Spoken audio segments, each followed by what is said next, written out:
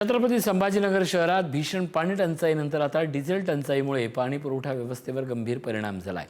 महापालिकेकडून दररोज 84 टँकरद्वारे पाणी पुरवठा केला जात असला तरी डिझेल अभावी टँकर चालकांना तासनतास रांगेत उभं राहावं लागते। त्यामुळे अनेक भागात पाणी पुरवठा उशिरानं होत असून नागरिकांना खासगी टँकरवर अवलंबून राहावं लागतंय। परिस्थितीचा फायदा घेत खासगी टँकर चालकांनी पाण्याचे दर वाढवले असून वाढीव पैसे देऊनही 2 ते 3 दिवस पाणी मिळत नसल्याच्या तक्रारी समोर येत आहेत। ग्रामीण भागातील शेतीकामांवरही डिझेल टंचाईचा परिणाम होतो। छत्रपती संभाजीनगरसह मराठवाड्यात पाणी टंचाईचे संकट हे पाचवीला पोहोचलेलं आहे। त्याचबरोबर आता इंधन टंचाईची देखील झळा आता छत्रपती संभाजीनगरकरांना जाणवत आहे।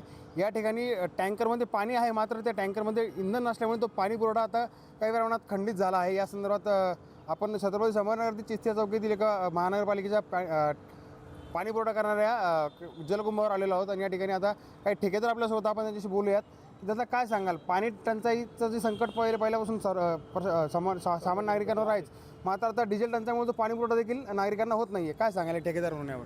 सर, आज लाईट नव्हती, त्या कारणाने पाणी बंद होतं आणि डिझेलचंही कारण होतं, परंतु लाईट आज 12 वाजेपर्यंत येणार नव्हती।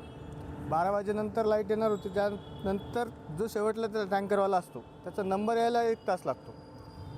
त्यामुळे ट्रिप्स होत नाहीत। पूर्ण एका दिवसाला त्यांना 5 ट्रिप असतात, एका दिवसाला 6 ट्रिप असतात, तर त्यांच्याकडून त्या ट्रिप्स होत नाहीत, त्यामुळे हे बंद ठेवण्यात आलेले।